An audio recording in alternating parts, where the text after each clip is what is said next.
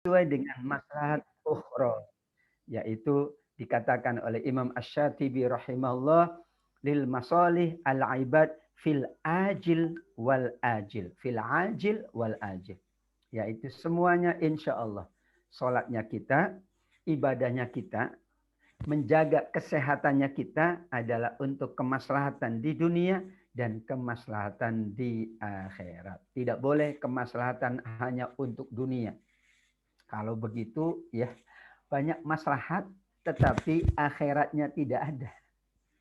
Bebas saja, daripada saya punya anak, tanggung jawab meningkat, saya punya istri, mendingan saya kumpul kebo. Dia katakan maslahat. Oh tidak, karena itu adalah sesuatu yang bertentangan dengan syariat Allah, yaitu diharamkan. Maka diingatkan oleh Imam Syatibi, Bapak Ibu yang dimuliakan Allah, al-maslahah harus ada dua.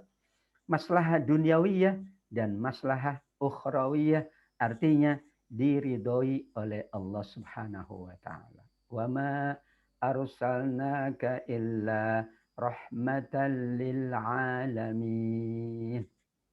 Tidaklah kami mengutus Nabi Muhammad melainkan untuk menjadi rahmat bagi semesta alam. Di antara bentuk rahmat dipastikan kemaslahatan ada, dipastikan kemudaratan tidak ada. Ya, Nabi diutus untuk memberikan kemaslahatan dan untuk mencegah berbagai kemadorotan. Dulu ada yang sudah kita bahas tentang syar'u man qablana. Ada adat-adat dulu yang merusak. Oh, tidak bisa dihilangkan oleh Nabi.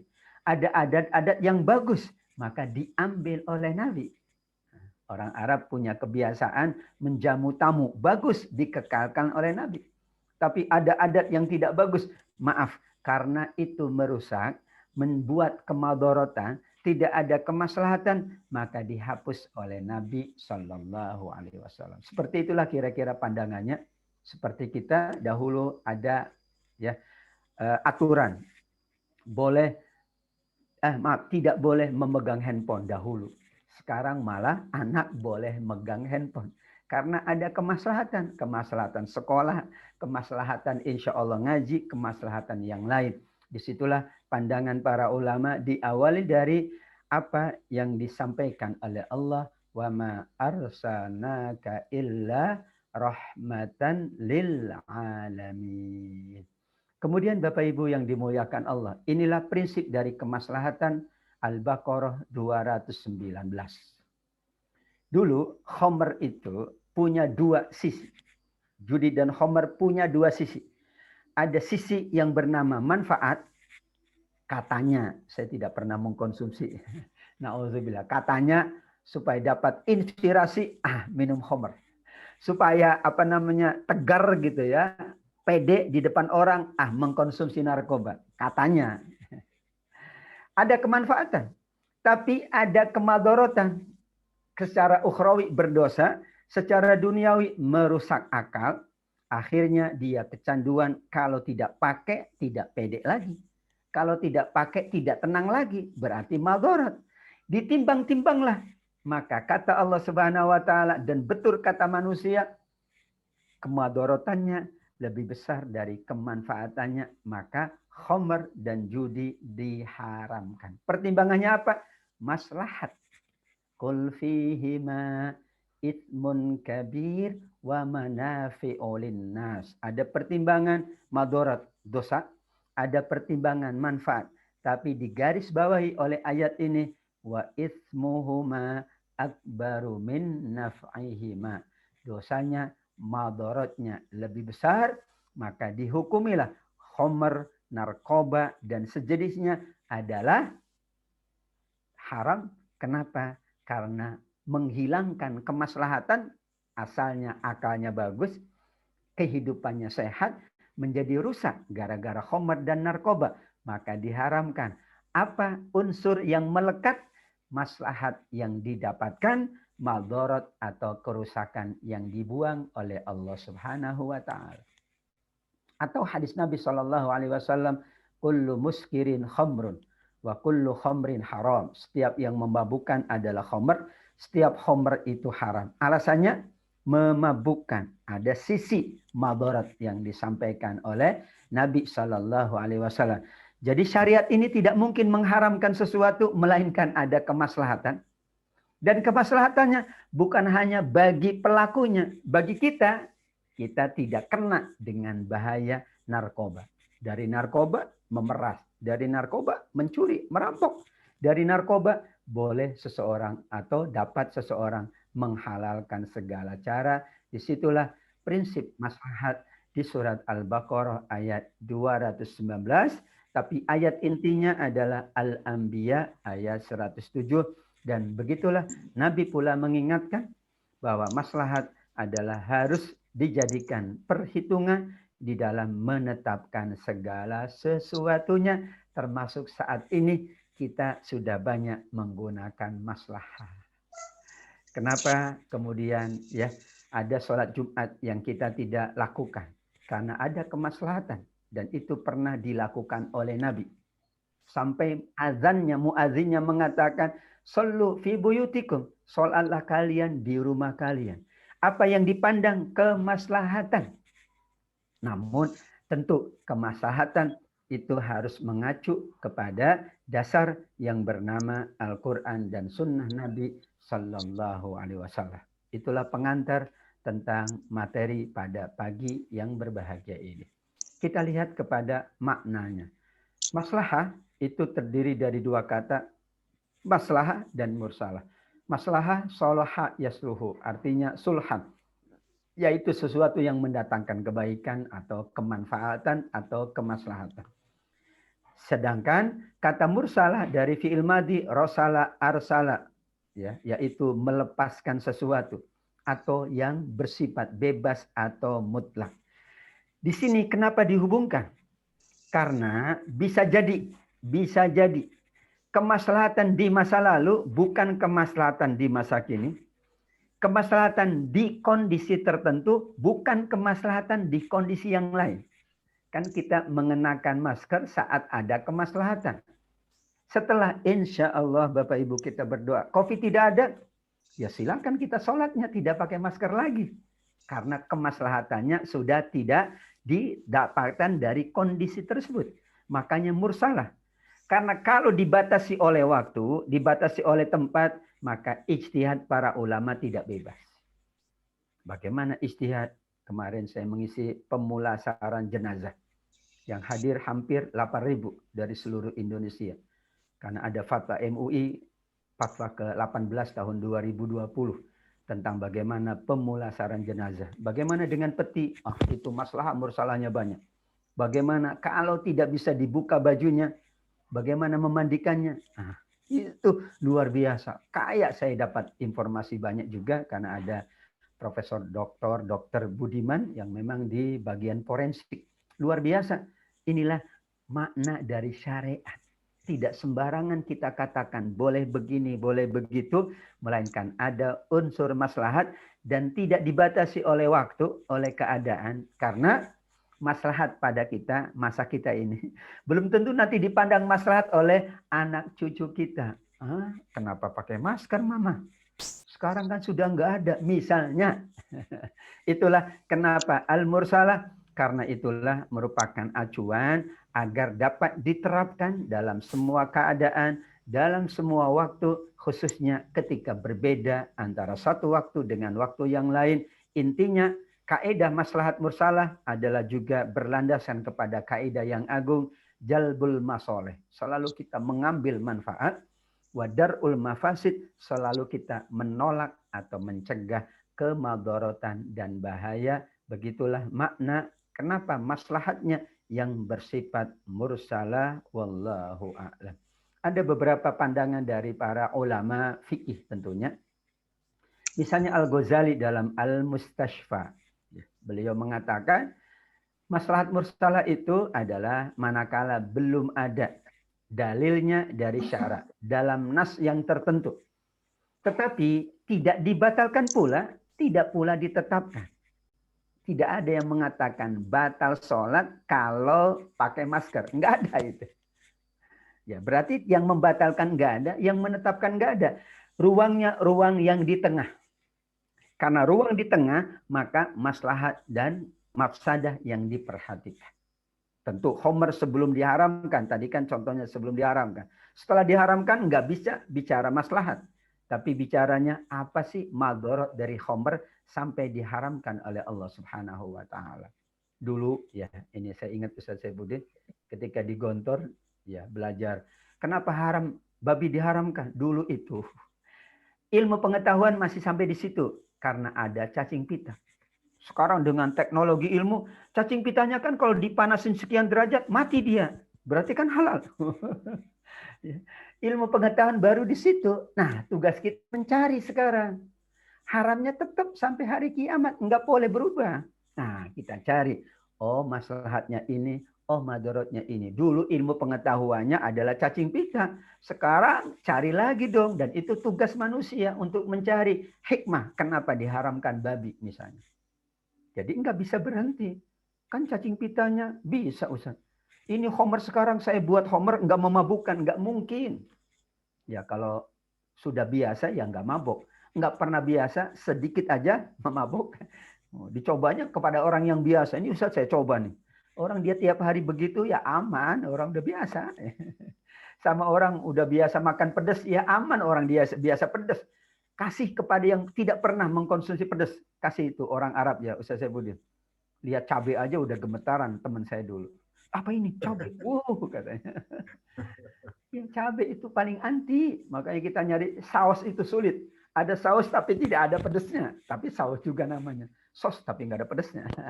Itulah kira-kira pandangannya dari Imam Al-Ghazali. Ada Abdullah Wahab Khalaf, ini Syekhul Azhar dulunya. Maslahat itu adalah tidak ada dalil syara. Yang mengakui atau menolak berarti ruang tengah-tengah. Maslahat itu selaras dengan tujuannya. Tujuannya wa ma arsalnaka illa rahmatan lil alamin. Tidak ada penolakan, tidak ada juga yang mengatakan bahwa harus dijalankan. Berarti berada di ruang tengah-tengah. Sholat 4 rakaat tetap nggak pernah berubah karena itu bukan ruang tengah. Sholat zuhur 4 rakaat nggak pernah berubah. Wah, ini maslahatnya kalau 2 rakaat Ustaz lebih cepat, nggak ada hubungan. Tapi teknisnya jangan panjang-panjang bacaannya. Itu masuk maslahat. Khutbahnya jangan lama-lama. Maslahat. Tapi kalau sholat Jumat tetap ada khutbah. Dan khutbahnya nggak boleh online ya. Ini lagi rame soalnya. Ya, maslahatnya itu tidak semuanya harus dimaslahatkan.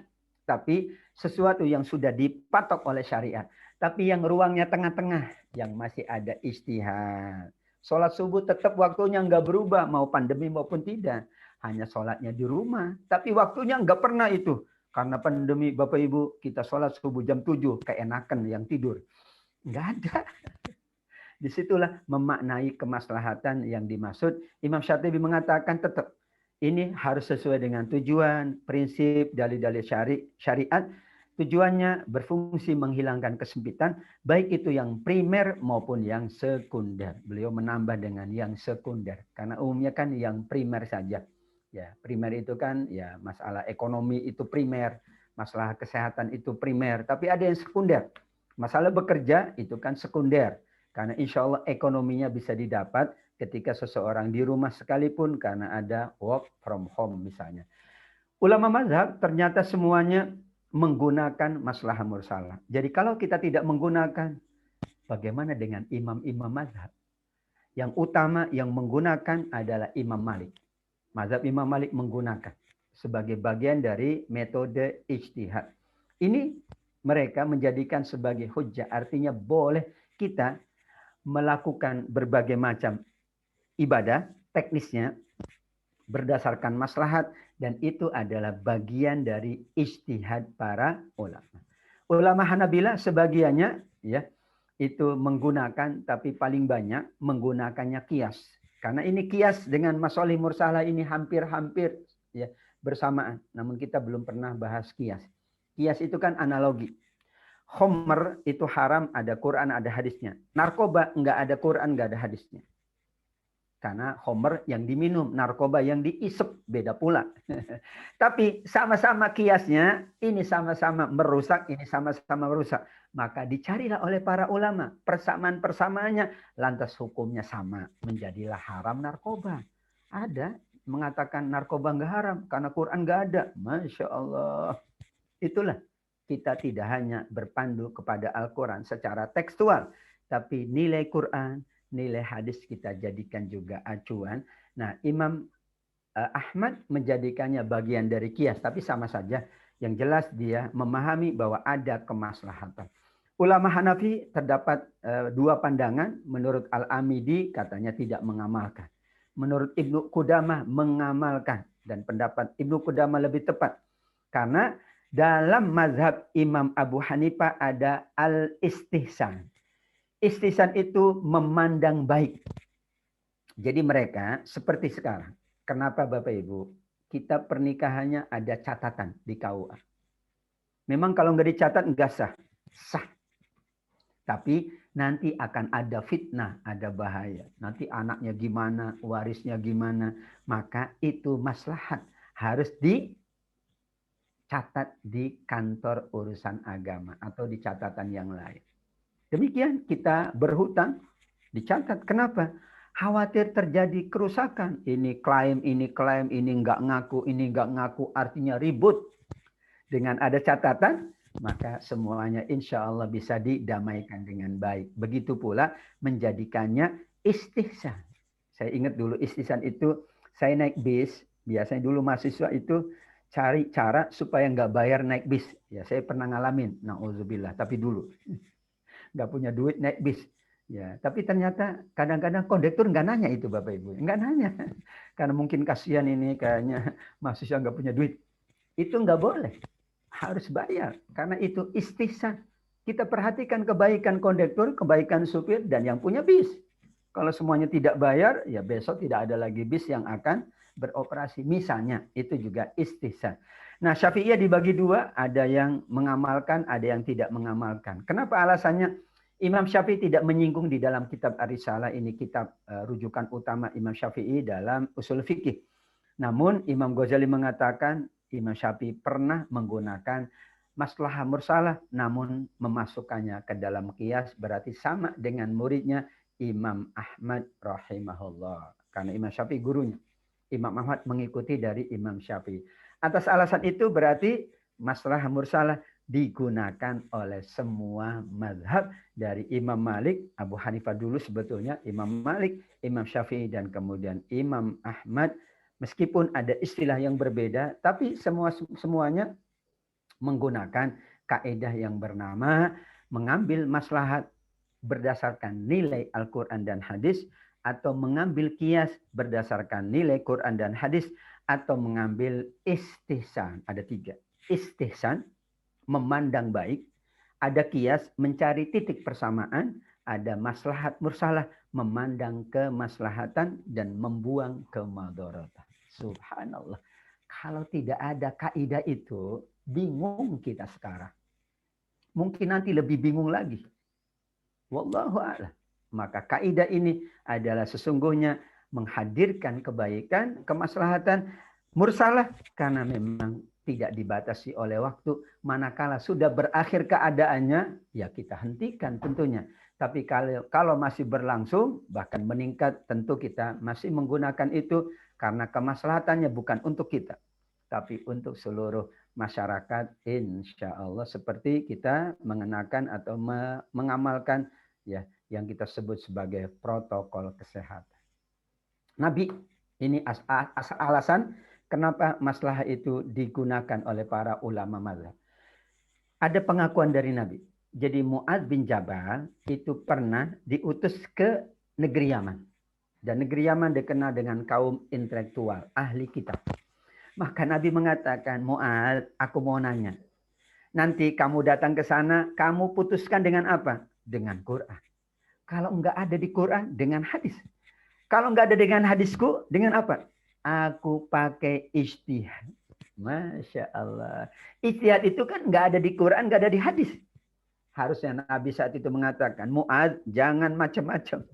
Aku masih hidup loh. Bayangkan, Nabi masih hidup saja. Mu'adz dibolehkan ijtihad. Harusnya kan Mu'adz, ada apa-apa, tanya aku. Jangan lupa kirim WhatsApp. Jangan lupa tanya. Enggak, kata Nabi. Ayo silakan. Berarti sudah ada ya bibit atau benih-benih dari qiyas, dari ijtihad, dari maslahat mursalah. Jika tidak, Nabi katakan tidak boleh. Mu'ad. Kalau enggak tahu, ya tanya aku. Jangan lupa. Meskipun jauh perjalananmu, jangan jawab. Tanya aku dulu. Oh, Nabi bijaksana. Dia katakan, Subhanallah, walhamdulillah, maha benar Allah, maha suci Allah, dan maha Allah terpuji. Kenapa? Menjadikan ada di antara umatku, sahabatku, yang menjalankan hukum Allah, Mu'adz bin Jabal, padahal tidak selalu menggunakan Al-Quran maupun hadis. Yang kedua, ini praktek yang meluas di kalangan para sahabat. Menghimpun Al-Quran, semuanya maslahat. Jadi dahulu, itu para sahabat semuanya tidak ada yang berani mengumpulkan Al-Quran. Jadi para sahabat itu menulis Quran di pelepah korma, ya tulang binatang kan begitu sebelumnya. Jadi Nabi seperti ini ngaji, Nabi menyampaikan Quran, sahabat menulis di pelepah korma. Dan macam-macam. Kan ada yang ikut ngaji, ada yang sakit nggak ikut, ada yang sedang keluar nggak ikut. Jadi tulisannya ya udahlah, ada yang lengkap, ada yang tidak lengkap, ada macam-macam. Seperti kita mencatatkan tidak lengkap dari dosen kita dulu, dari kiai kita. Maka usul dari Umar, Abu Bakar, aku usulkan kita kumpulkan mushaf. Alasanmu apa? Ini yang penghafal Quran 60 itu sudah syahid di perang Yamamah. Kalau penghafal Quran nggak ada, Quran akan hilang. Itu bahasa Umar. Apa kata Abu Bakar? Gak berani. Nabi tidak melakukan. Jangan kamu lakukan. Abu Bakar nggak berani, Bapak Ibu. Oke, kita musyawarah. Tanya sahabat yang lain pandangannya. Ini pandangan ini. Akhirnya sepakat. Alasannya kemaslahatan. Supaya Quran itu tetap. Dan Alhamdulillah inilah kemaslahatannya. Sekarang kita ngaji Quran. Kalau dulu tidak dikumpulkan, Al-Quran sudah hilang dari kita. Makanya kan di masjid ada mushaf. Wah, nggak perlu mushaf. Ya, sekarang begitu. Nanti anak kita tidak tahu. Saya pernah menyampaikan maulid Nabi. Ada yang mengatakan, ini maulid Nabi tidak ada di zaman Nabi. Kita katakan, remaja kita, kalau tidak diberikan aktivitas yang baik, mereka melakukan aktivitas yang lain. Ini kita alhamdulillah masih diingatkan dengan ayat Allah, dengan hadis Nabi. Wallahu a'lam, nanti bagaimana kehidupannya. Kita tidak tahu. Untuk itu antisipasi. Ada kemaslahatan, ada kemanfaatan. Iya, tidak dilakukan oleh Nabi. Para sahabat pun melakukan. Demikian sholat tarawih tidak dilakukan oleh Nabi. Cuman semalam. Cuman satu malam. Nabi mengatakan bukan tidak mau. Aku khawatir nanti jadi wajib. Kalau wajib berat. Ya sudahlah, itulah namanya kebijaksanaan dari Nabi Shallallahu Alaihi Wasallam yang sangat mulia. Khawatir hilang, ada kemaslahatan, maka dikumpulkan, jadilah mushaf yang sampai sekarang, alhamdulillah berdasarkan ya pengumpulan yang kedua tentu yaitu di zaman Utsman bin Affan radhiyallahu an. Maslahat itu nyata kemaslahatannya dan tidak bertentangan dengan syariat. Yaitu ada dalil yang mendukung secara tujuan. Bukan tekstual tapi tujuannya. Tadi, wa ma arsalnaka illa rahmatan lil alamin. Hurimat alaikumul maitatu waddam. Semua diharamkan. Illa ada pengecualian kalau darurat. Kenapa darurat? Kemaslahatan yang bernama primer. Yaitu menjaga nyawa manusia. Yang memulasara jenazah itu berat dan mereka masih hidup. Jenazah sudah wafat. Maka yang diperhatikan apa? Keselamatan yang masih hidup. Yang wafat kan sudah pasti wafat. Nggak bisa dihidupkan lagi, nggak bisa. Itu alasan kenapa fatwa MUI membolehkan. Karena yang masih hidup, dia masih potensi hidup masih panjang. Maka menjaga manusia yang lebih hidup itu diutamakan dari menjaga manusia yang sudah wafat. Tetap diprosesi fardu kifayahnya, dimandikan, dikafankan, disolatkan, dikuburkan. Tapi ada protokol kesehatan. Siapa yang dijaga? Ini keluarganya, ini masyarakatnya, ini petugas pemulasaran. Masya Allah, berat Bapak Ibu. Mereka itu tidak ada yang mau itu pakai APD. Berat, capek mungkin Bapak Ibu yang tahu. Berat katanya, gerah, berat. Kemudian ini ya, pusing tiap hari sekian ya yang harus diprosesi. Dan prosesinya memang begitu, itu berat. Maka menjaga Ya, kemaslahatan orang yang masih hidup didahulukan karena mereka insya Allah ada peluang melanjutkan kehidupan. Kalau yang mati pasti nggak mungkin hidup lagi. Itu bohong. Waktu kecil ya ada film namanya Bangun Kembali. Nggak mungkin itu bohong. Namanya juga film ya. Jadi itu hanya hikmahnya saja. Yang keempat, tujuannya merealisir kemaslahatan menolak terjadinya kerusakan. Dan itu bisa berubah dengan keadaan, lingkungan, dan situasi. Maka diperhatikan oleh para ulama yang melakukan ijtihad. Jadi ijtihad itu bukan lihat Quran dan hadis saja. Ijtihad itu, ini para pakar kesehatan, tolong dong sampaikan ilmu Anda. Ya, setelah meninggal masih ada virus enggak? Menurut mereka setelah postmortem itu masih kemungkinan virus. Dan virusnya melekat ke benda-benda mati. Berarti ada ilmu yang kita dapatkan. Ini ada terus. Bagaimana menurut Anda? Wahai fas'alu ahla zikri. Kita tidak melakukan itu melainkan berbagai pertimbangan-pertimbangan. Maka diputuskanlah dalam fatwa MUI nomor 18 tahun 2020 sebagai panduan bagaimana memulasarah jenazah. Dan itu adalah dua pakar. Ada pakar kesehatan karena terkait, pakar medis karena terkait, pakar obat-obatan, pakar forensik, pakar-pakar, baru kemudian pakar ulama, pakar agama, agar tidak keluar dari nilai syariah. Tidak semuanya tadi maslahat, betul Ustaz Saifuddin tadi menyampaikan, kalau begitu semuanya mengambil maslahat. Kok sholatnya jam 7? Karena saya bangunnya telat. Maslahat Pak, kalau saya bangun jam 4, pusing kepala. Jadi maslahatnya individual, nggak bisa itu. Kan saya pulangnya jam 2 Pak Ustaz. Pulang jam 2, saya baru 2 jam tidur, kan penat, pening kepala. Boleh dong aku bangun jam 7. Kalau sekali-kali boleh, karena ada hadis Nabi. Tapi tiap malam itu namanya rencana. Nggak boleh kalau merencanakan. Ya pulang dari kota, luar kota, jam 2. Penat, tidur, ternyata bablas. Kata Nabi, sholatlah pada waktu bangun. Kemaslahatan. Tapi kalau tiap malam, tiap hari, itu namanya schedule. Nggak boleh bikin schedule, udah tahu. Sama dengan kalau sudah siap makanan, makan dulu, baru sholat. Ini setiap mau azan, wah ini 11.50 azan, 11.40 disiapin. Jangan, itu namanya rencana.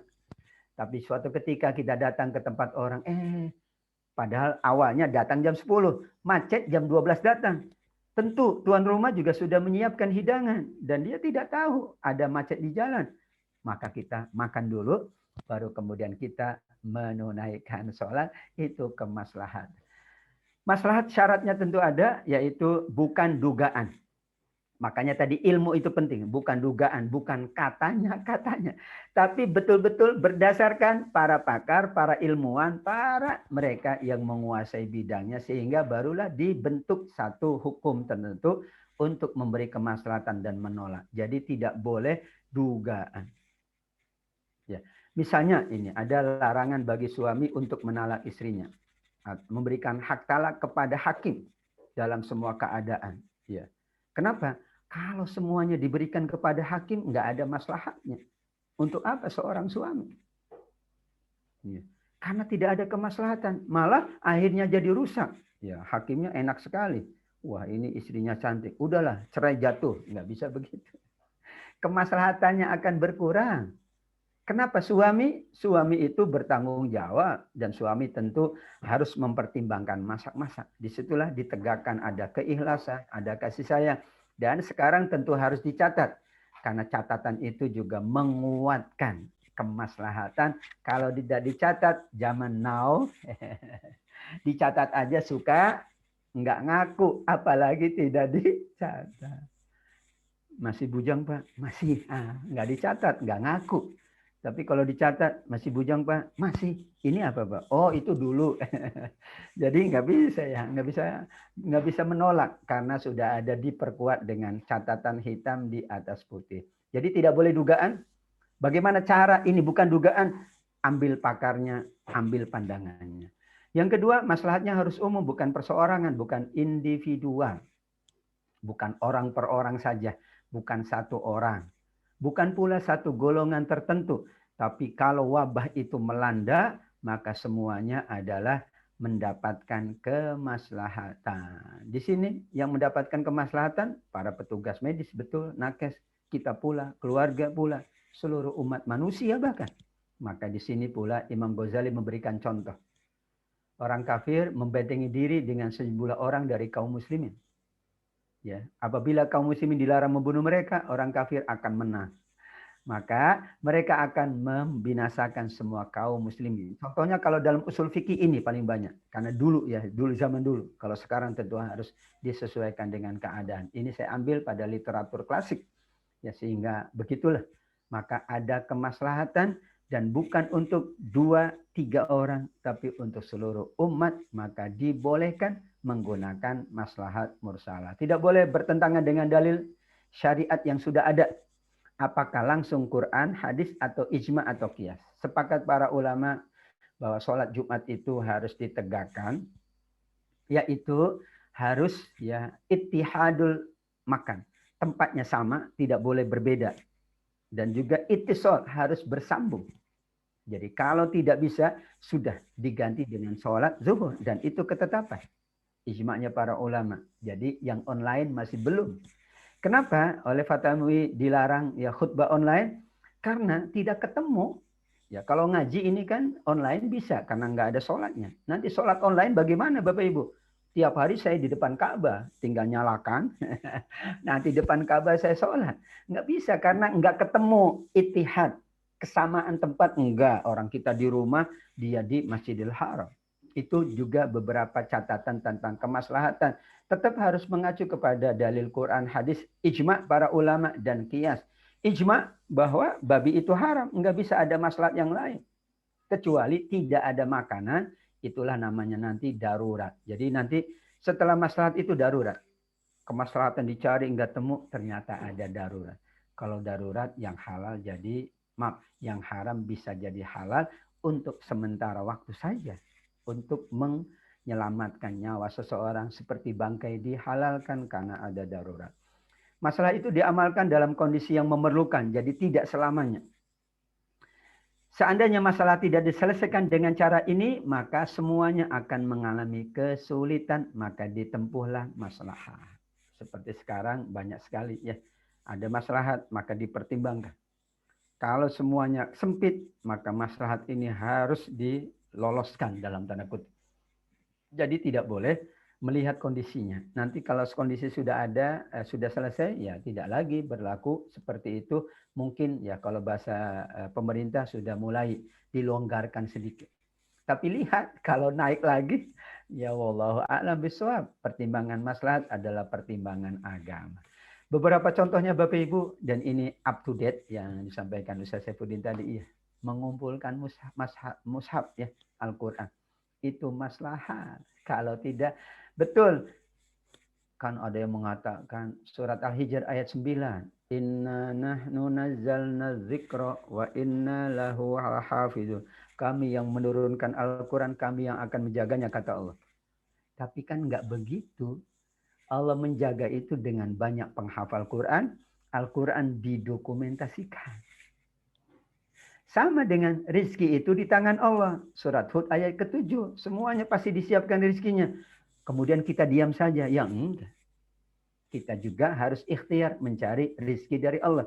Ikhtiar mencari kemaslahatan. Betul, Allah yang akan menjaga. Tapi kita pula yang harus mencari alasan ikhtiar agar Allah menjaga kita. Khulafaur Rasyidin menetapkan harus ganti rugi kepada para tukang. Padahal nggak ada teksnya. Tukang buruh kita, ya, mereka berdasarkan kepercayaan. Ya, seandainya mereka tidak dibebani tanggung jawab mengganti rugi, masya Allah, mungkin ada harta yang hilang. Ya, bagaimanapun seorang majikan bertanggung jawab kepada para buruhnya, para pekerjanya sebagai bentuk kemaslahatan. Bahkan ada hadis yang luar biasa, orang yang mendapatkan naungan di hari kiamat, di antaranya adalah seseorang yang menyiapkan ya gaji, upah untuk buruhnya, tapi buruhnya sudah pergi. Maka ketika ia datang mengambil upahnya, ia bukan hanya kasih upahnya, tapi uangnya sudah diinvestasikan, sudah mendapatkan keuntungan, ia kasih upahnya dan keuntungannya. itulah yang mendapatkan naungan di hari kiamat dan maslahat. Lah kalau maaf upahnya didiamkan, kan nggak maslahat. Ternyata majikannya bijak, ia investkan hartanya dia di usahanya, kan berkembang, bertambah. Ketika datang, maka ia katakan, ini gajimu yang engkau lupa mengambil atau engkau buru-buru, tapi ini ada tambahan karena aku jadikan sebagai modal usaha. Subhanallah, bertambah dan itu kemaslahatan. Begitulah Khulafa ar-Rasyidun juga mengamalkan kemaslahatan. Umar bin Khattab sengaja menumpahkan susu yang dicampur air. Dulu ada seorang wanita ya dengan anaknya, yang nanti anaknya itu dinikahkan oleh Umar dengan salah seorang putranya.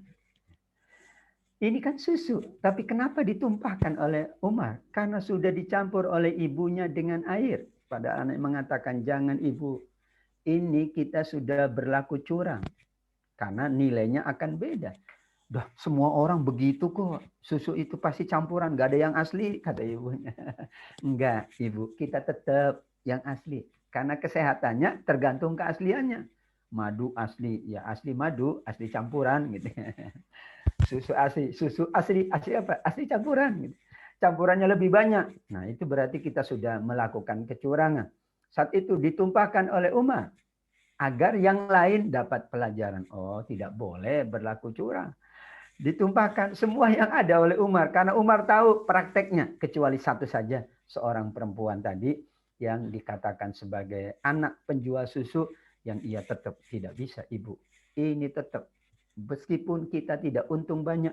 Tetap kita harus menjaga kualitas dari susu ini. Karena itulah memang ketetapan Nabi. Wailul lil mutaffifin. Man ghasyana falaysa minna. Orang yang berlaku curang bukan golongan Nabi SAW. Ada maslahat. Yaitu semuanya akan melihat dan menjadi efek jerak bagi semua para pedagang susu saat itu. Apabila keadaan serba haram menggejala dan melanda seluruh dunia. Atau pada daerah tertentu ada hambatan. Tidak bisa pindah. Sulit mendapatkan pekerjaan yang halal. Untuk memenuhi kebutuhan hidupnya sekedarnya. Maka dia boleh menerima ya, lapangan pekerjaan meskipun itu pekerjaan yang tidak halal. Persyaratannya sudah sulit. Enggak mungkin dia mutasi. Tidak ada pekerjaan. Dan sekedarnya dia ambil.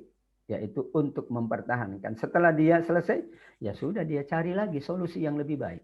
Cari lagi jika memungkinkan. Dan itu ada di fatwa mu'asirah, fatwa kontemporer. Paling banyak adalah bicara tentang orang bekerja di tempat-tempat, maaf, dalam tanda kutip, ya memang tempat yang remeng-remeng, tempat yang haram.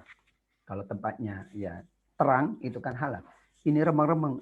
Kalau remeng-remeng, abu-abu biasanya haram. Atau syubhat minimal. Maka dibolehkan untuk keadaan yang sangat darurat, kemaslahatan dirinya dan nyawanya, serta keluarganya.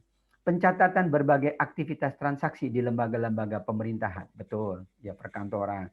Kemudian juga ada akad nikah, ada buku, bahkan katanya sudah ada KTP, ya. Kartu tanda punya istri atau punya suami, KTPS atau KTPP, KTPI atau KTPS ya katanya kecil gitu. Tapi saya belum tahu, beberapa daerah sudah dapat tapi ada yang masih buku. Tujuannya kemaslahatan. Bayangkan kalau tidak dicatat. Banyak kaum bapak yang mengatakan masih bujang. Ya, bujang hari ini, bujangnya saat mau akad nikah. Tapi setelahnya bukan bujang lagi. Sebelumnya enggak bujang lagi. Tapi dia bilang enggak, saya enggak bohong Ustaz. Bujang Pak, bujang. Saya enggak bohong. Ya saat ini saya bujang karena istrinya disimpan di rumah, jadinya masih bujang. Banyak hal-hal yang terjadi, kasus ini terjadi. Kenapa? Kalau tidak ada kemaslahatan yang bernama pencatatan, wallahu a'lam. Bapak Ibu tahu apa yang terjadi ya di beberapa wilayah, dengan mudah orang ya menikah lagi dan sebagainya, sehingga ya kerusakan terjadi pada keluarganya. Untuk itu catatan itu adalah dalam tanda kutip kemaslahatan untuk menjaga keturunan, menjaga harta waris dan sebagainya. Memberi titik dan harokat. Dulu pada awalnya Quran itu ya bukan hanya gundul ya, tapi plontos. Nggak ada titik, nggak ada koma, nggak ada harokat. Titik aja, ba itu nggak ada titik di bawah, satu nggak ada. Ya udah kosong, begini aja kayak perahu. terus ditambahkan. Padahal tidak ada di masa Nabi. Kalau sampai saat ini tidak ada itu, wallahu alam kita tidak bisa ngaji. Ya, pakai harokat aja suka kebalik-balik. Yang A dibaca I, yang O dibaca A, gitu ya. Sehingga tanda titik, harokat, tanda wakof, ini wakof di sini bagus, ini wakof yang tidak boleh, dan sebagainya. Itu maslahat. Para ulama memahami inilah terjadi maslahat karenanya ditambah dengan harokat, ditambah dengan titik, ditambah dengan tanda-tanda baca sehingga bacaan kita sesuai dengan tuntunan yang disampaikan oleh para ulama. Sekarang beberapa tuntunan beribadah di masa pandemi. Mengenakan masker, hand sanitizer, tidak buka bersama terlebih dahulu di ruang ya tertutup bersama banyak orang karena memang maslahat. Tidak melakukan itikaf terlebih dahulu di masjid, itikafnya boleh di rumah. Teknis mengeluarkan zakat fitrah dan mal, teknisnya boleh transfer. Tidak ada transfer di masa Nabi, di masa sahabat, bahkan di masa Imam Syafi'i tidak ada pula. Tapi sekarang dengan ya jari sudah sampai di tempat yang lain. Kurban kemarin pun begitu. Ya sudah klik, saya sudah bayar ya Pak untuk ibadah kurbannya. Subhanallah. Maslahat. Tapi praktek ibadah dijalankan. Namun keadaan yang tidak memungkinkan. Tadi saya cerita tentang pemulasaran jenazah. Masya Allah, itu berat sekali. Pemulasaran jenazah paling berat saat ini yang dialami oleh para petugas. Sudahlah tiap hari itu sekian katanya yang harus dia siapkan. Dari pagi sampai pagi lagi. Bertukar itu berat. Apalagi yang dihadapi adalah jenazah yang notabene berkemungkinan ada potensi-potensi yang lain. Disitulah kenapa ada fatwa 18 tadi untuk melihat kemaslahatan dan kemaslahatan yang masih hidup lebih didahulukan dari kemaslahatan yang meninggal dunia. Mohon maaf sekali. Memang kita bahasakan kalau bicara afdol, ya memang keadaan normal. Afdolnya sholat itu berdiri. Enggak mampu, ya duduk. Enggak mampu, ya berbaring. Apakah nilai yang berbaring itu nilainya dikurangi dari yang berdiri? Enggak. Orang dia mampunya berbaring. Ya sudah pahalanya sama. Yang berbaring, yang duduk dengan yang berdiri. Melainkan yang kuasa berdiri kok berbaring. Nah itu lain. Orang mampu kok.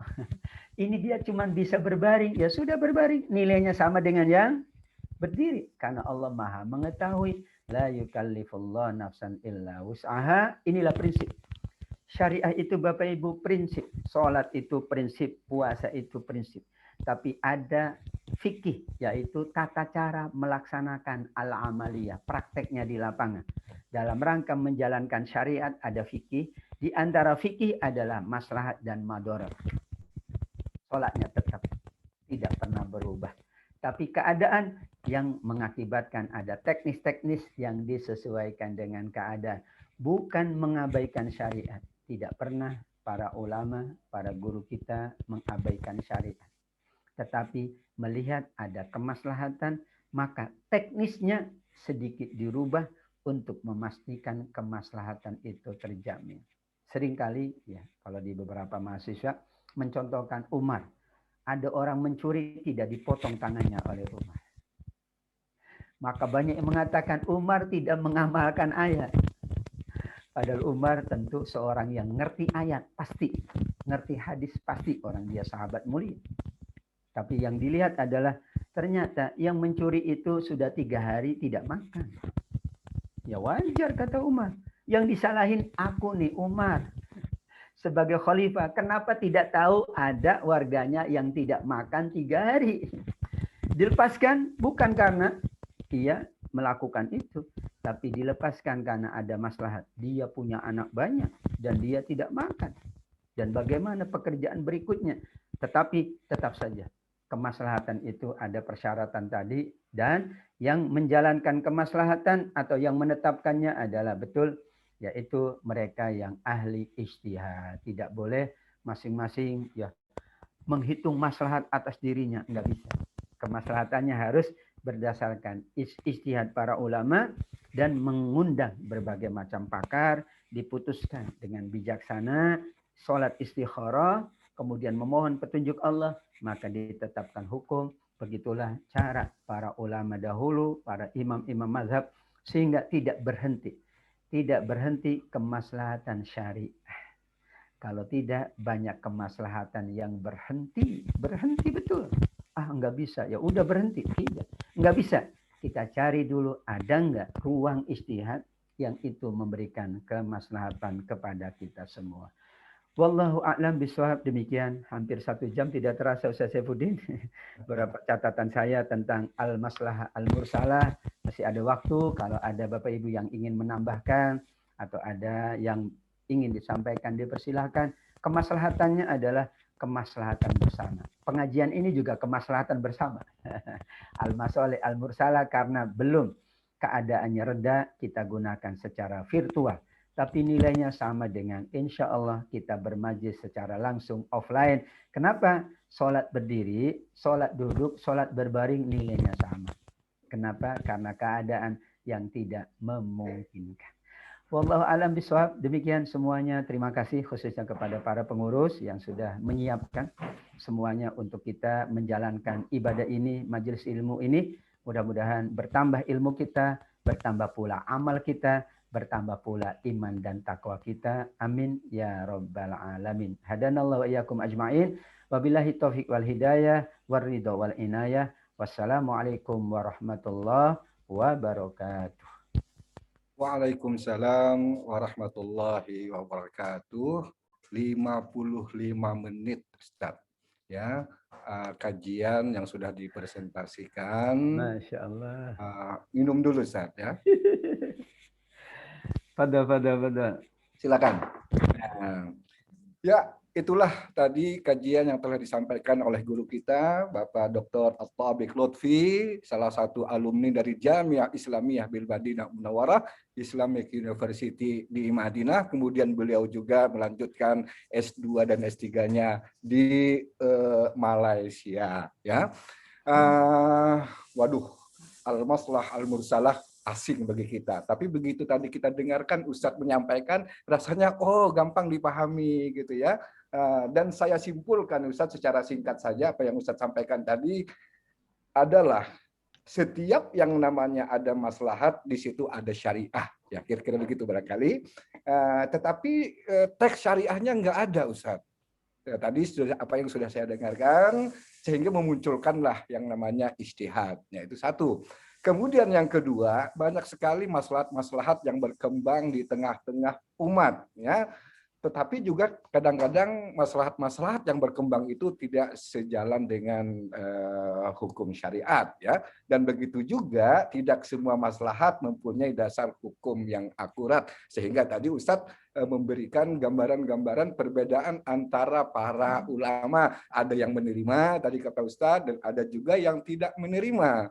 Jadi artinya masalah mursalah ini kenapa ya dibentuk, sementara tadi Ustadz menyampaikan tadi saya catat Ustadz memberikan satu contoh tentang kias, analogi, ya, analogi. Nah, kenapa tidak cukup di analogi saja sehingga tidak membingungkan para untuk nambah-nambah? Kalau ada istihsan tadi Ustadz menyebut, ya, begitu banyak sekali subhanallah. Tapi kita sangat mengapresiasi para ulama, ya, yang memberikan dasar-dasar hukum. Apa yang kita lakukan di masa pandemi seperti yang Ustadz sampaikan tadi itu semuanya sejalan dengan syariat.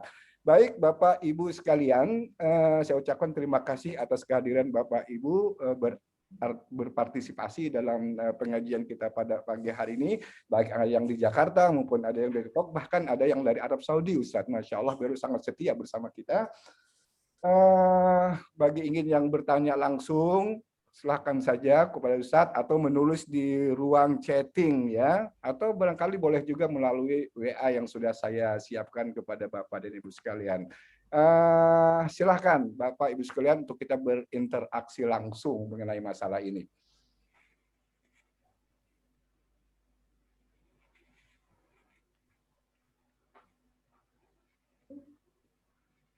Kalau masih belum ada, mungkin sambil nyatat-nyatat, ya. Barangkali begini, Ustaz. Betul. Barangkali begini, Ustaz. Kita sering mendengar maslahat dalam kehidupan kita sehari-hari, bahwasanya yang tidak ada teman abadi, tidak ada musuh abadi, yang ada kemaslahatan abadi. Bagaimana Ustaz? Apakah ini juga masuk dalam kategori maslahat ya Ustaz? Ya? Ini satu pertanyaan yang saya juga bingung jawabnya Ustaz. Karena ada pakarnya, ya alhamdulillah ini tersampaikan maksud penanya ini. Silakan Ustaz. Dari siapa itu pertanyaannya Ustaz Saifuddin? Ada salah satu daripada anggota melalui WA. Belum apa-apa sudah dimasukin. Baik, terima kasih. Ya, ini bicara maslahat itu kan betul seperti disampaikan Ustaz Saifuddin, bicara syariat. Bukan ini, Mak. Sama dengan kita mengatur urusan rumah tangga kita, pasti yang kita acu adalah bagaimana kemaslahatan untuk semuanya. Untuk suami, istri, dan anak-anak seluruh anggota di dalam rumah. Bahkan kita berharap semua aturan yang dilakukan oleh orang tua juga untuk kemaslahatan anaknya. Kenapa anaknya nggak boleh keluar malam? Ada maslahat. Tapi anaknya kan kekeh. Ngapain? Batasi aku, bebaskanlah aku. Yakin, orang tua saja saking sayang kepada anaknya, ia memberlakukan peraturan untuk kemaslahatan. Bagaimana asyari Allah Subhanahu wa taala yang Maha Rahman, yang Maha Rahim. Allah Maha tahu kemaslahatan manusia itu kan bisa pendek, bisa menengah, bisa panjang. Kalau kita kan tahunya ya udah nak sampai kamu menikah. Nah, paling kita tahu kemaslahatan sampai menikah. Ya, orang tua paling tahu, nah dari jam sekian sampai jam sekian. Allah kan Maha tahu maslahat kita yang sekarang, yang 10 tahun yang akan datang, bahkan 1000 tahun yang akan datang, bahkan maslahat kita ketika kita menyelesaikan kehidupan. Sehingga maslahat ini bukan urusan dalam tanda kutip urusan sekarang, tapi urusan yang sangat panjang. Dan kita akan ketemu dengan kemaslahatan terus menerus. Di masa Nabi ada kemaslahatan. Di masa sahabat ada kemaslahatan. Tabi'in, ulama, dan juga kita generasi berikutnya umat akhir zaman juga yakin ada selalu kemaslahatan. Memang yang menjadi pertanyaan adalah biasanya ada kemaslahatan yang tidak mengacu kepada syarat-syarat kemaslahatan. Ya, jadi kemaslahatan sebebas-bebasnya. Nanti liberal khawatir. Ya, yang penting kan maslahat bagiku, nggak bisa. Harus maslahat bagimu dan bagiku dan bagi semuanya. Tapi ini kan maslahat. Boleh, kalau itu masalah individual, maka nanti kausalitas case-nya tidak boleh diumumkan dalam bentuk fatwa. Misalnya ada yang nanya, dan Nabi kan kalau ditanya, itu jawabannya beda-beda. Ada yang nanya, Nabi, amal apa yang paling baik bagiku? Kamu sholat di awal waktu. Itu individu. Nabi, amal yang baik untukku apa? Berbakti kepada orang tua, individual. Karena orangnya memang anaknya durhaka, maka Nabi tahu betul, oh ini masalahnya case by case. Sehingga antara case by case dengan yang bersifat umum itulah yang dibedakan oleh para ulama. Tentu ya, kita boleh dalam kaidah fatwa itu ya, seseorang boleh meminta fatwa secara personal atau untuk kelembagaan atau untuk kolektif. Personal boleh nanya, Pak, kalau saya bagusnya gimana? Nah, sekarang Anda tinggal di mana? Di sini, Pak. Zonanya zona apa? Itu akan ditelusuri sampai ditemukan keputusan hukum yang bernama istimbat. Selama itu, maka insya Allah kita tidak mengabaikan syariat. Kenapa Bapak Ibu? Mohon maaf. Perkembangan zaman itu adalah merupakan sunnatullah. Perkembangan keadaan adalah sunnatullah. Dan sunnatullah, semua yang kita jalankan, itu pasti berubah dari waktu ke waktu. Kalau tidak disiapkan dasarnya, pedomannya, khawatir masing-masing akan beristihad dan itu lebih bahaya. Masalah mursalah ini yang melakukan istihadnya harus para ulama mujtahidin. Nggak boleh sembarang orang. Karena kalau masing-masing sesuai dengan dirinya, wah, misalnya saya kerja. Menurut saya kerja jam 7 dia masuk. Wah bahaya. Enggak, saya mah jam 8. Ya bahaya nanti. Kantor bingung.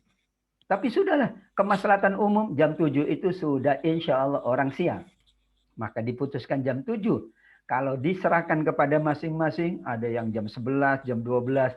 Akhirnya kantor bingung. Kapan tutupnya, kapan bukanya. Yang paling khawatir kasihan security-nya. 24 jam dia kerja.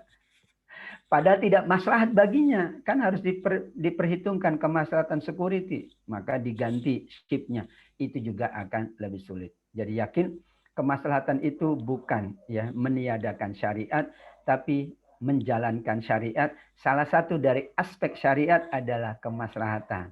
Jadi yang kita jalankan salah satu aspek. Nanti ada aspek yang lain. Ya kalau kita ini kan syariat kan luas banget. Salah satu aspek di dalam syariat adalah masalah mursalah, ada syar'u mangkoblana, ada istihsan, ada uruf, ada saddud dzari'ah, ada darurat, ada yang lain. Kita ambil salah satunya sekarang, kalau ibarat ya martabak ini baru satu lapisan. Lapisan pertama, lapisan yang lain masih panjang. Jadi tidak serta-merta juga, saya sudah dapat lapisan pertama, berarti saya sudah menyelesaikan. Tidak. Ini baru salah satu lapisan, masih banyak lagi lapisan-lapisan yang akan menguatkan syariat kita, insya Allah. Demikian Ustaz Saifuddin, wallahu a'lam. Terima kasih Pak Ustadz Taufik Lutfi. Walaupun lapisan pertama, tapi rasanya sudah terjawab ya.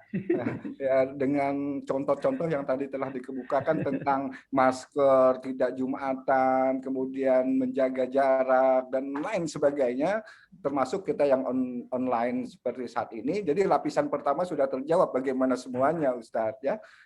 Baik, silakan Bapak Ibu sekalian, sekali lagi terima kasih atas kehadiran bersama kami, atas kesetiaannya. Silakan Bapak Munadi, Bapak Sasongko, Bapak Haji Revi, dan yang lainnya silakan.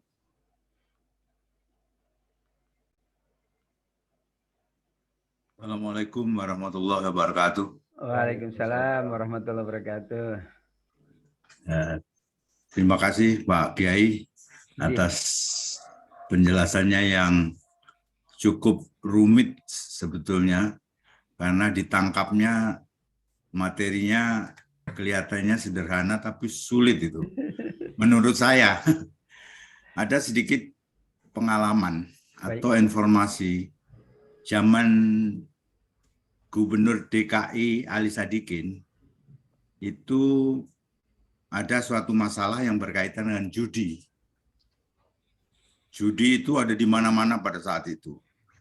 Lalu timbul pemikiran bagaimana kalau dipusatkan saja di Pulau Seribu, sehingga merupakan suatu kasino kompleks gitu.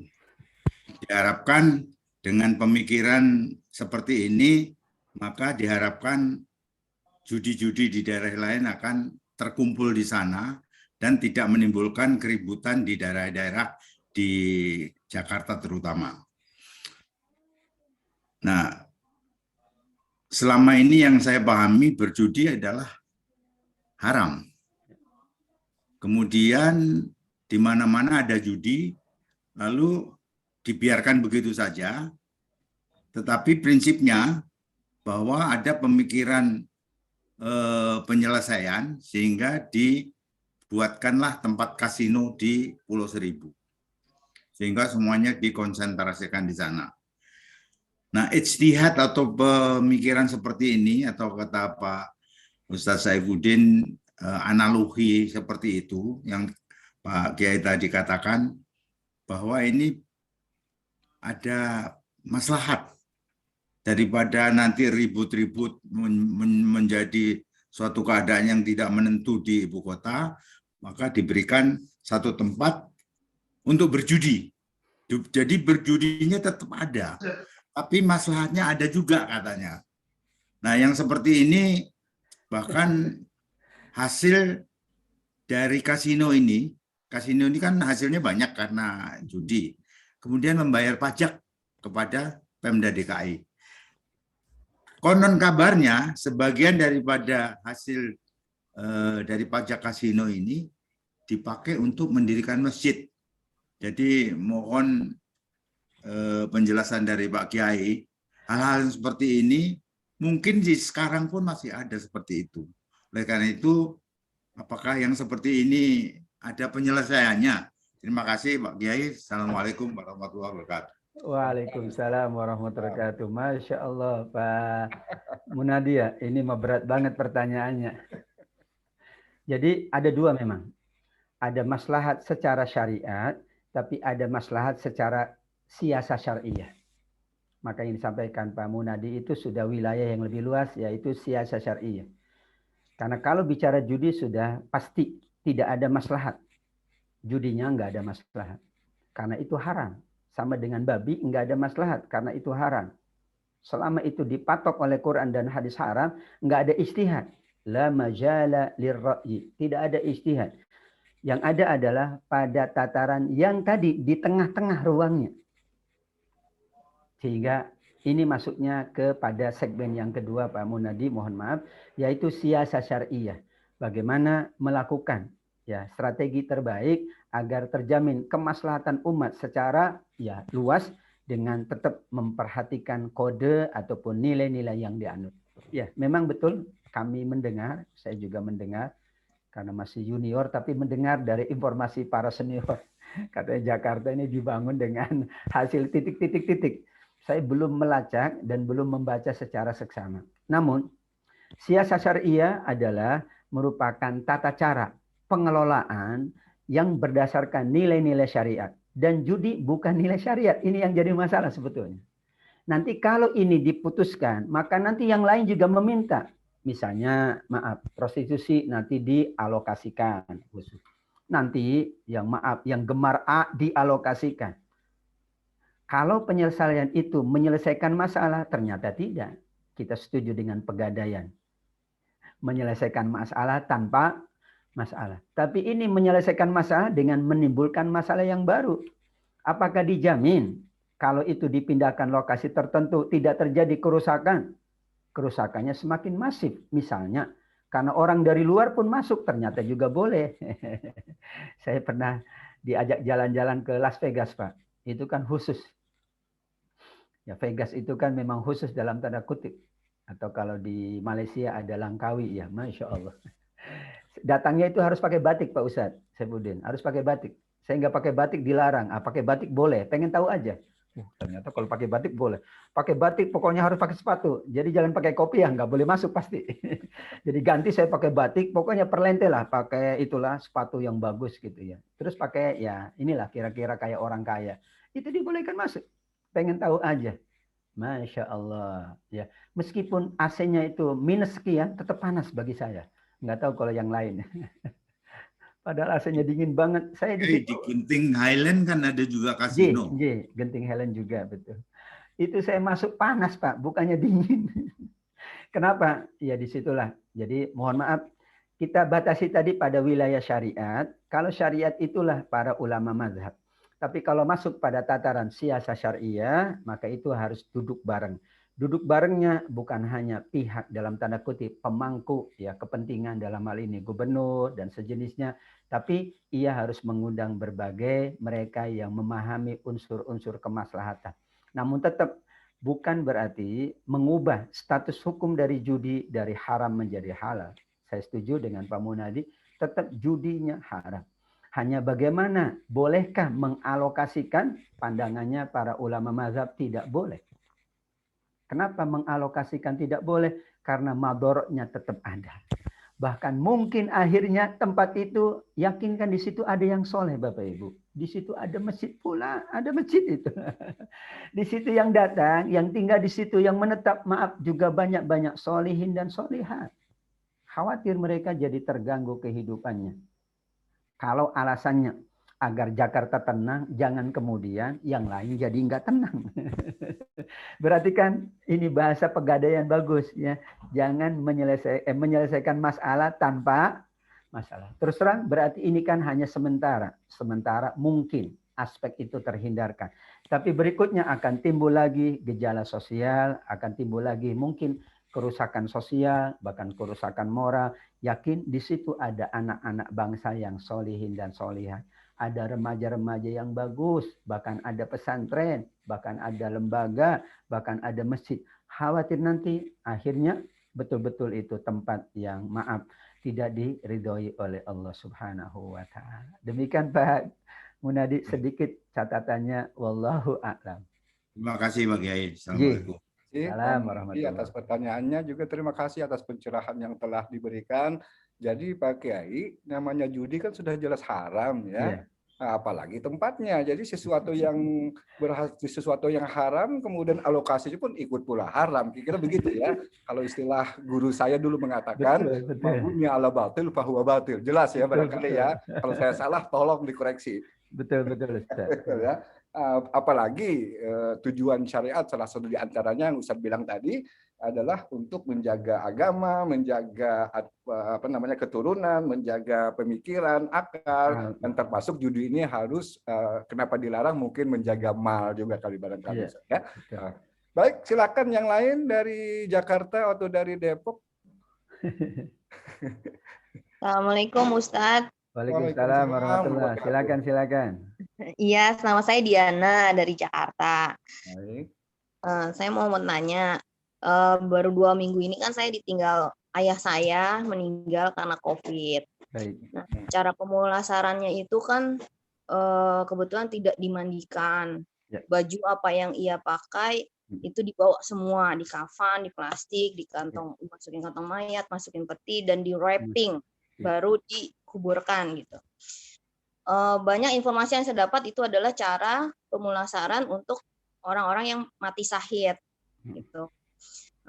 Tapi ibu saya ini masih belum menerima dengan cara yang seperti itu, Ustadz. Mohon penjelasannya yang lebih detail. Itu apakah kami keluarga sudah benar cara untuk pemulasaran orang tua saya gitu. Itu aja sih Ustadz yang saya pengen tanya. Terima kasih. Assalamualaikum warahmatullahi wabarakatuh. Waalaikumsalam warahmatullahi wabarakatuh. Baik Ibu Diana, ya. Memang ada dua keadaan. Keadaan normal dan keadaan tidak normal. Keadaan normal itulah azimah yang kita gunakan. Keadaan tidak normal ada rukhsah yang kita lakukan. Orang puasa di dalam rumah normal, maka azimah.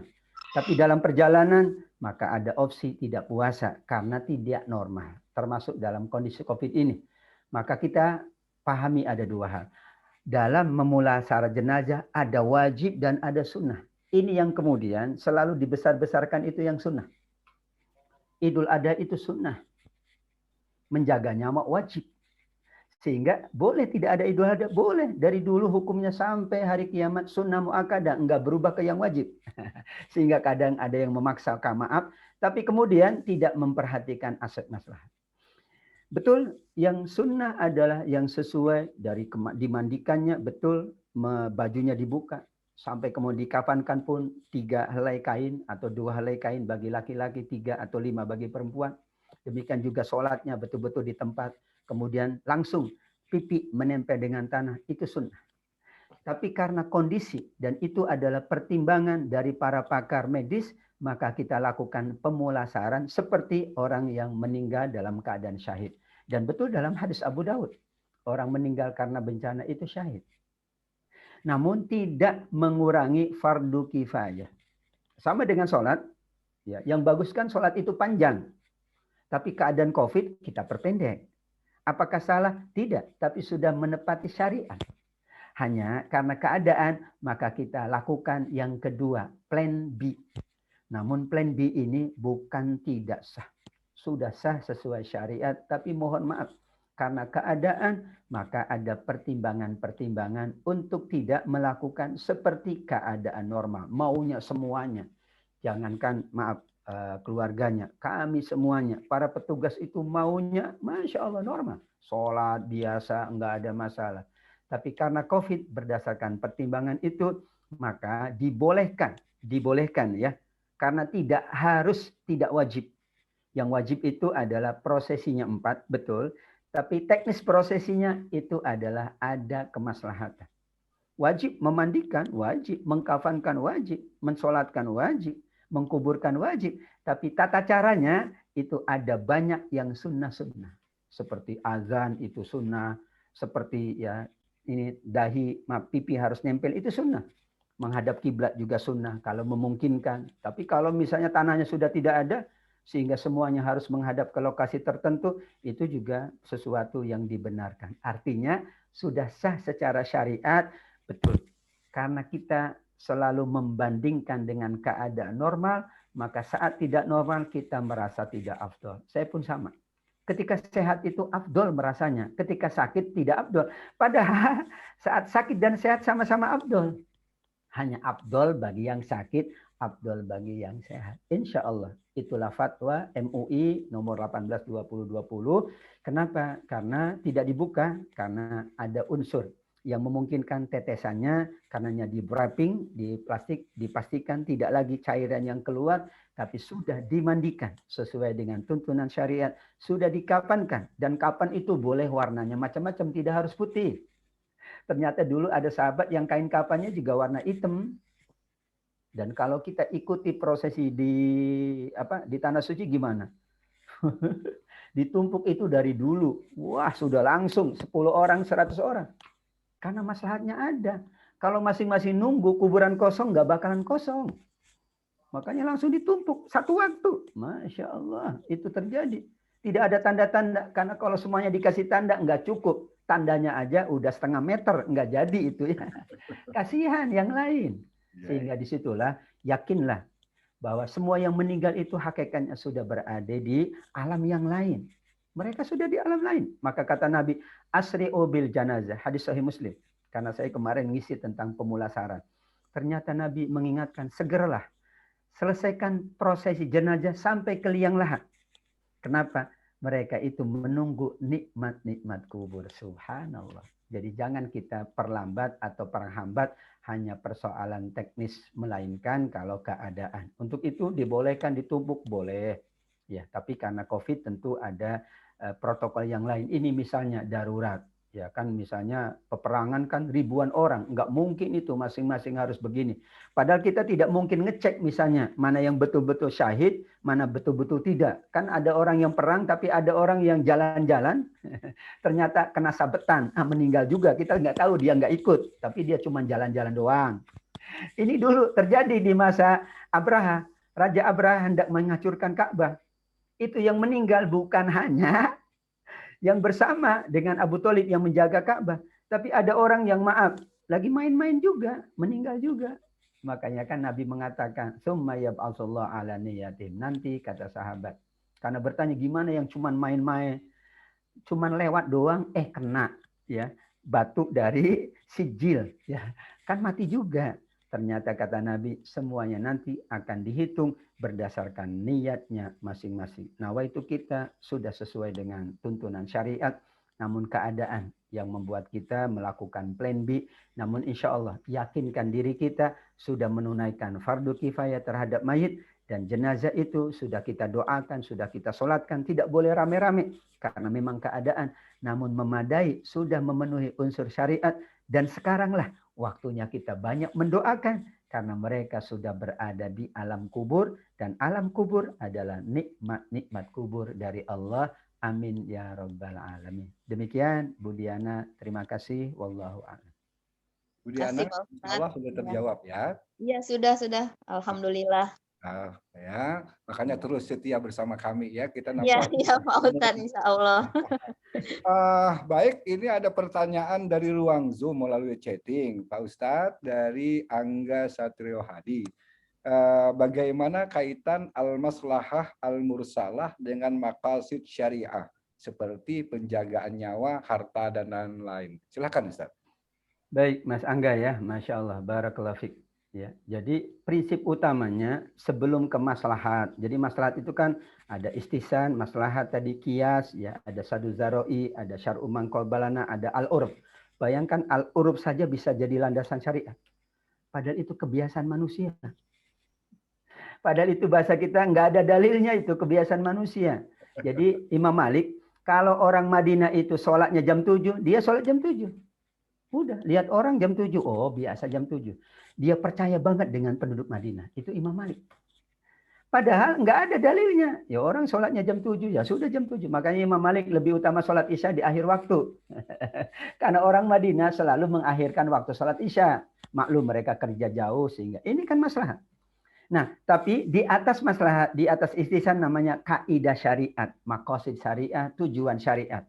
Maka tadi di awal kita katakan tujuan syariat itu kan menghadirkan kemaslahatan, menolak bahaya. Salah satu kemaslahatan yang sangat besar dan itu menjadi tujuan syariat. Kenapa babi diharamkan? 5 tadi. Menjaga agama, menjaga nyawa, harta, akal, dan keturunan. Jadi semua maslahat harus mengacu kepada 5 maqasid. Bahkan istihsan harus mengacu kepada 5 maqasid. Betul, Mas Angga. Jadi maqasid ini adalah landasan utama. Orang mengharamkan sesuatu, lihat dulu. Ada nggak aspek 5 ini yang dijadikan acuan? Orang membolehkan sesuatu, ada nggak 5 ini? Tadi pemulasaran jenazah. Berarti ada orang yang sehat yang sedang bertugas memulasara jenazah. Maka dipertimbangkan kemaslahatannya. Apa yang diacu? Hifzu, yaitu ya nyawa, menjaga nafs, menjaga nyawa, karena berkemungkinan dia terdedah ataupun terbawa oleh virus dan sejenisnya. Maka betul, istihsan, qiyas, maslahat, ijma, atau apapun berpandu kepada 5, menjaga agama, itu utama, menjaga nyawa, kehormatan atau keturunan, menjaga harta, dan menjaga akal. Karenanya semua syariat pasti dipertimbangkan 5 hal itu. Kenapa sholatnya kok 5 kali sehari? Itu dipertimbangkan kemaslahatan. Kenapa dahulu 50 didiskon jadi 5 kali? Kenapa puasa enggak 24 jam? Itu dipertimbangkan kemaslahatan. Dan yang maha tahu kemaslahatan Allah. Aku sudah susun manusia kuat tidak makan dan minum 12 jam. Tapi enggak kuat kalau 24 jam. Maka haram puasa sehari semalam. Enggak boleh. Itulah kemaslahatan. Yakin 5 kali sehari itu sebetulnya kuat. Cuman ada yang pura-pura kuat, ada yang pura-pura enggak kuat. Nah itu pura-pura. Karena buktinya 99% kuat kok. Yang enggak kuat itu ya kemungkinan ya memang enggak mau, malas ataupun ada alasan lain. Tapi buktinya yang sibuk saja bisa kok. Nabi Muhammad sibuk banget, bisa dia sholat. Ya, dulu Umar bin Khattab sibuknya bisa sholat juga. Jadi kok saya sibuk Ustaz enggak ada waktu. Ya, yang waktu kan tergantung kita. Kita yang ngatur waktu itu. Kita ngaji kapan, kita sholat kapan, kita kerja kapan. Kalau kemudian maaf pekerjaan kita menuntut 24 jam secara undang-undang nggak boleh. Human right nggak boleh. Karena ada waktu rehat dan ada waktu menjalankan agama dituntun oleh Undang-Undang 29. Jadi kalau ada teman yang tidak ada 5 menit untuk sholat, itu yang disalahkan adalah orangnya. Karena peraturan undang-undang pun mengharuskan manusia menjalankan kewajiban agamanya. Bahkan perusahaannya bisa dituntut kalau tidak membolehkan orang menunaikan ibadah sholat. Itu bisa. Misalnya perusahaan melarang Jumat, ditanya, apa landasan Anda melarang Jumat? Kami minta hanya 15 menit. Tapi masalahnya orang kalau keluar Jumat itu bukan untuk sholat. Untuk nyari ngider makanan. Puter-puter semanggi tamrin. Pulangnya jam 2. Yang salah siapa? Manusianya. Padahal sholatnya kan 15 menit. Yakinlah 30 menit. Tapi yang lama apa? Muter-muter nyari kafe, nyari restoran. Yang salah siapa? Bukan sholatnya. Manusianya mengambil kesempatan dalam kesempitan. Kalau kita fair, 15 menit selesai kok. 20 menit selesai. Oke. Setelah itu saya kembali bekerja. Kalau itu tuntutan pekerjaan. Tapi yakinlah, insya Allah banyak jalan menuju Mekah. Banyak jalan menuju ibadah. Dan Allah sudah siapkan matang-matang, masak-masak. 50.000 tahun sebelum Allah ciptakan kita, sudah Allah tetapkan segalanya. Maka insya Allah maslahat itu yang menjadi acuan. Dan semua kemaslahatan menginduk kepada 5 tujuan syariah. Demikian insya Allah Bapak Ibu yang dimuliakan Allah. Mohon maaf Ustaz Saifuddin sampai di sini. Apa yang dapat saya sampaikan, insya Allah mudah-mudahan kita selalu dalam keadaan sehat walafiat. Bertemu di lain kesempatan. Mohon maaf Pak Munadi, memang ini materinya materi berat Pak Munadi. Tapi insya Allah ya. Ini dari awal syar'u mangkoblana. Apalagi nanti masuk al-urub, kebiasaan. Jadi kebiasaan tidur malam gimana Ustaz? Tapi insya Allah ini dalam rangka kita mengacu kepada hal-hal yang prinsip dalam agama. Sehingga nanti ketika melihat ada perkembangan-perkembangan, insya Allah kita dapat panduan atau tuntunan dari para ulama kita insya Allah. Demikian terima kasih Pak Ketua. Semua para pengurus, khususnya Ustaz Saifuddin luar biasa yang selalu mendampingi kita bersama. Beliau selalu setia bersama jamaah Masjid Al-Fauzin. Wallahu a'lam bishawab. Ila liqa. Mohon maaf sekali. Assalamualaikum warahmatullahi wabarakatuh. Waalaikumsalam warahmatullahi wabarakatuh. Kami